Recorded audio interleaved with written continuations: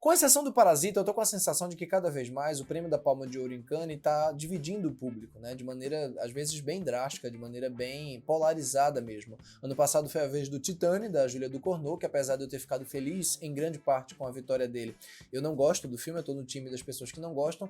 E esse ano eu vou me considerar exatamente, agora que eu finalmente assisti ao Triângulo da Tristeza, do Ruben Östlund, vencedor desse ano, eu vou me considerar exatamente um daqueles que ficam no meio do caminho, porque eu não tô nem perto de amar o filme, como algumas pessoas que eu conheço amaram, eu também não detesto nem de longe ele, quanto algumas pessoas que já detestariam, acho, muito antes de assistir. A obra do Östlund, ela é de modo geral bastante divisiva mesmo, e já era de se esperar que esse novo trabalho dele criasse esse tipo de polarização também. Ele é o diretor, por exemplo, de filmes como Força Maior, que eu gosto demais, e do The Square, né, de 2017, que afinal de contas também venceu a Palma de Ouro. Então, o Ruben Östlund, um dos diretores mais divisivos da geração dele, venceu 2 Palmas de Ouro no intervalo de 5 anos. Antes de entrar em mais detalhes sobre o Triângulo da Tristeza, eu vou lembrar você que por acaso ainda não se inscreveu aqui no canal, se inscreva aqui embaixo no botão de inscreva-se, curta o vídeo porque isso ajuda muito o canal a crescer e o YouTube a recomendar o vídeo para outras pessoas, e lógico, deixa o sininho das notificações aí do lado sempre ativado, porque só assim você vai receber notificações quando a gente postar vídeos novos aqui. E lógico que você pode me acompanhar em outros comentários que eu faço sobre cinema frequentemente, tanto na minha conta do Twitter quanto na minha conta do Letterboxd. Os links estão aparecendo aí embaixo na descrição e também os arrobas aí na tela. Especialmente lançamentos eu tô sempre falando lá, já que não dá pra falar de todos os filmes que são lançados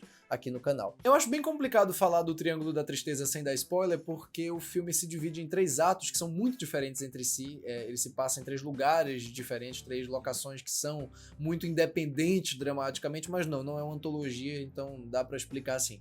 Ele basicamente acompanha no começo um casal vivido pelo Harry Dixon, um ator que eu acho que tem suas limitações, mas tem uma presença interessante, e pela Chao Bidin, que é era uma atriz sul-africana, faleceu em agosto desse ano, uma morte muito, muito trágica, ela era muito jovem mesmo, tinha pouco mais de 30 anos. E esse casal tá no começo numa situação meio de crise, os dois são modelos, na verdade ele é modelo, ela é uma influencer, mas enfim, já fez outros trabalhos ali, ela ganha muito mais do que ele, então eles começam discutindo por conta de questões de pagar a conta num restaurante, e a gente pouco tempo depois vai vendo alguns dos desdobramentos dessa relação deles. E aí pula pro segundo ato do filme, pra segunda parte, em que a ação se passa no iate, em que esses 2 personagens vão, ela por ser influência consegue viagem de graça e tudo mais, então acaba que eles vão pra esse iate onde tem, claro, um bocado de pessoas muito, muito ricas, a maioria pelo menos velhos, brancos, enfim, coisas vão acontecer nesse iate. Acho que se eu falar mais do que isso eu vou acabar entregando, aliás eu acho que os trailers e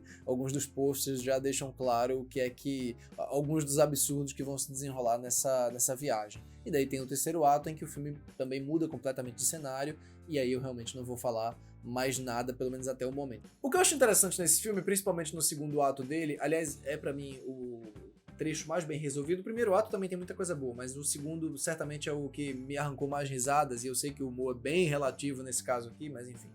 É que o Ruben Östlund sempre gostou de explorar a questão das aparências da sociedade rica. E nesse daqui ele faz isso de uma maneira, assim, absolutamente aberta. Ele não tem nenhum medo de parecer óbvio, ele é óbvio do começo ao fim, os comentários dele são incrivelmente batidos sobre a futilidade do mundo dos influencers, a razão de ser do título é falada logo nos primeiros 3 minutos de filme, quer dizer, ele tem muito dessa obviedade, mas quando ele se foca na questão situacional, ele consegue realmente fazer com que expor os personagens ricos a situações que a gente nunca poderia imaginar, e que foge completamente de um certo padrão de bom gosto que imperou durante alguns anos no Festival de Cannes, na Palma de Ouro.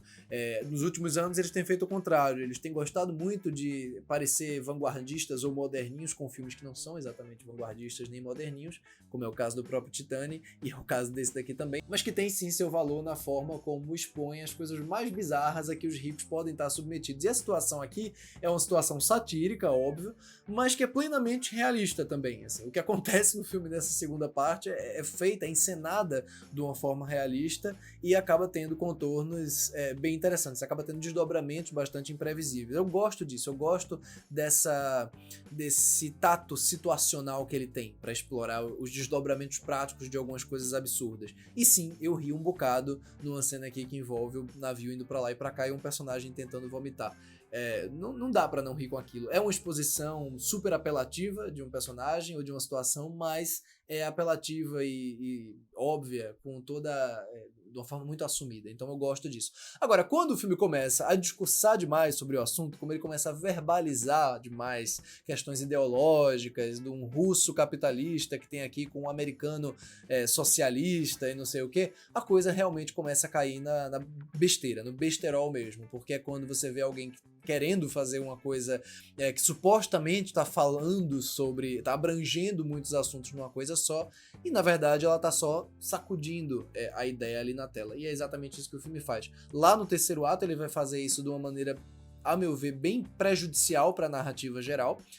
Para quem não assistiu o filme, não quero entregar onde se passa o terceiro ato, mas eu posso dizer que ele segue na sátira, né, de uma maneira até bem limpa para uma sátira, só que ele não quer abandonar a seriedade dramática de alguns dos arcos. Então o arco dos protagonistas, o arco do Harry Dixon com a Chalby Dean, né, esse casal aí que tá vivendo uma crise e que parece nunca se encontrar direito no que eles querem, um casal super infantil, aliás, e ele quer explorar esse casal ainda e o problema deles de uma maneira que não cabe mais ali naquele momento do filme. A situação já deveria ter descambado pra sátira criativa que ele faz bem no segundo ato, mas não. Ele quer se concentrar ainda nas questões isoladas daqueles dois personagens e como aquela terceira personagem que começa a dominar o filme lá no final vai influir na relação deles. Então todos esses momentos em que ele se leva mais a sério, em que ele sai da comédia que o filme é de modo geral, ele me perde e ele se arrasta demais também. Ele acaba se alongando onde não deveria. Ele tem 2 horas e 25 e, sem dúvida, ele poderia ter resolvido boa parte desses problemas muito antes para não precisar ficar se alongando neles ali no final.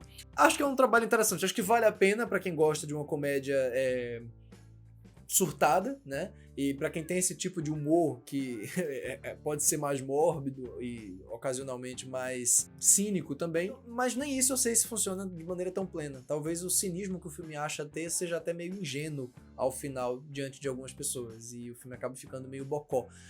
Enfim, entre uma coisa e outra, eu acho que ele tem seus momentos. Eu acho que ele é superior ao The Square, mas bem inferior ao Força Maior. Então o Ruben Östlund continua aí imprevisível na minha cotação.